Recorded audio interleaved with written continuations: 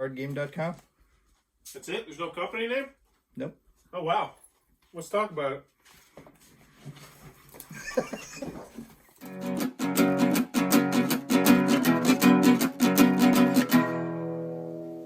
What does that even mean, Bowers Game Corner?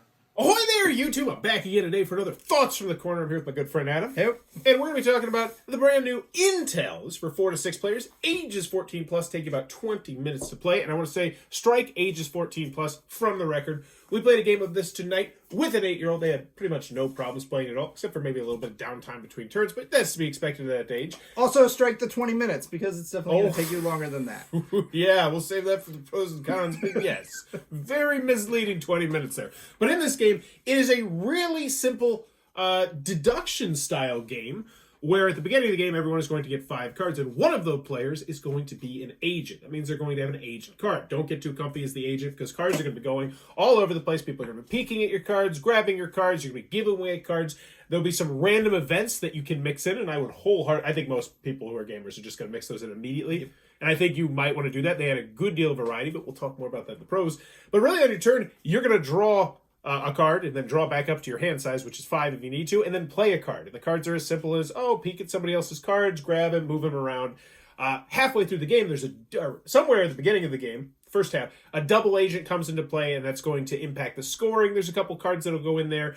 But it's a really light, simple deduction game, I would say. I think most people are going to be able to play this. If you want to see exactly how it's played, there's a how to play video that they did, which I thought was pretty well done. This is more of our thoughts after a first gameplay. So you want to start it off? What do you think about Intel? Sure. I thoroughly enjoyed it. The number of cards was excellent. I mean, like, there was enough variety, but there was not too many things going on that you didn't know what was happening. I want to say, I think it's funny you mentioned that. As I was getting the camera set up, I literally was thinking to myself, I think there was just enough cards in this game. If there's any less, I would want more. If there's more, I'd be happier. But there was enough, so I think that's interesting. That was the first thing you pinpointed as well. I would wholeheartedly agree with that. Like they got it right on. I thought that there was enough card movement, but it wasn't so much that you were like, well, there's no way that I could ever know where that is. It wasn't like everyone discards their hands and draws up to 5, which you see in like a lot of mass market style games. That being said, they did have the skip card, but the turns are so quick. They're very brisk turns for the most part. I didn't even mind the skip card, which typically I'm like, eh. Yeah.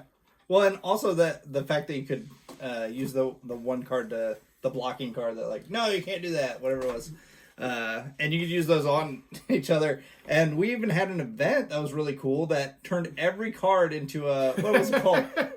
One of those. Firewall, I think it is. Firewall, where it essentially blocks somebody's action. My son took that to heart. Go back and forth. So you could use any card to block actions. And he used every single one of his cards to block actions. That being said, that is one minor thing that wasn't covered in the rules. And I think that was about the only rules issue we ran into was, can you use the agent / the double agent to block somebody's card? Which by the word of the card would mean yes, but then scoring-wise, how would it even work? Yeah, I don't think you're allowed to get rid of the agent or the double agent like that. Unless any of the ones that have you actually like get rid of them and you put it at the top of the deck. So, yeah, I think we played it right. I think that information could have been on that particular event, though. Yeah. And I'm glad you mentioned the events. I feel like the events are definitely one of the stars of the show. And I think that I don't think I would rate this as a good game. I don't think it's a great game, but I think it's a good game. And I think you'll enjoy the game. Yeah. But without those events, I think it gets down to about just an okay game. Because the events, you're going to mix 2 in. Only 2 every single round. And they're very different and varied. And there were like, 26 of those or something? 22, I think. Yeah. And you could create your own. And my son was excited to create one, even though he said he was going to make it about bologna and donuts or something. I do want to mention, he thought this was a great game. He really enjoyed it. I think he'd be very excited to play it again. I think it has the potential to move up into the very good category. I don't know if I'd go great, maybe. I really want to play it with more players. Likewise. Because I think that the cards are going to go, that we're going to go through the deck faster. There's going to be more movement of, and information about this, and that's really valuable information. It's like, I learned that he has the agent. Like, that's I want to time out real quick. I got to time out. I totally forgot to mention this in the beginning part, but once you complete the round, there's a big voting phase, and you vote for who you think has the agent, which is like a huge aspect of the game because you're supposed to be trying to follow it around. Yeah, and the double agent. There's two different ones, and then there's also like one that looks like the agent or the double agent, but it's not actually. So like when you have to pass it to someone, you can pass that card instead. It's situational, but it came up quite a few times. I mean, and that's what I go back to. I feel like this feels like a game that was play tested. It definitely feels like it's a tight box, but they put exactly what they need to put in the box. And there's a lot of game in a tiny box.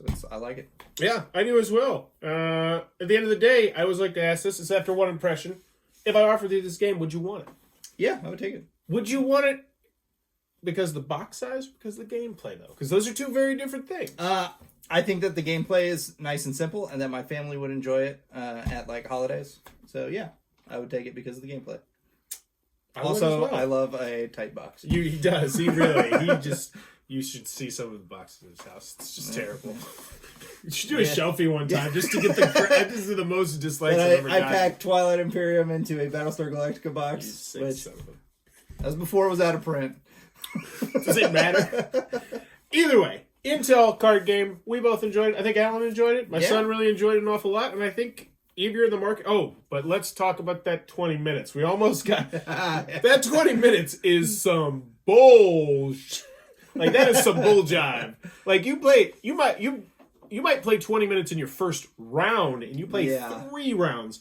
We both, and this is one thing we didn't mention. I felt like this game dragged a bit. Maybe a bit more than a bit. Yeah. But once we got to the 3rd round, it really trucked, though. It did. We got used to it, and it really did move. It's never going to be 20 minutes. Yeah, okay. As long as you put that preface in. It is never going to be 20 minutes. But it didn't drag for me on the 3rd round as much as it did on the 1st and 2nd round. I think it took us an hour and 20 to an hour and 30 minutes. But that was with us sitting through the 10-minute video. Yep. So, in the end, though, we both enjoyed it. That is Intel, the card game. Check it out, intelcardgame.com. It looks like it might be your cup of tea. Also, if you're enjoying this content, please be sure to click on that subscribe button down below. I'm trying to reach 9,000 subscribers this year to celebrate my 9-year anniversary in something words. And in the comments below, let me know, what is your favorite thing in the world? Such a bad question. My children. Yeah, I was going to go with my family. This is just a crap one. Let me know in the comments below. Thanks for if you have a better question.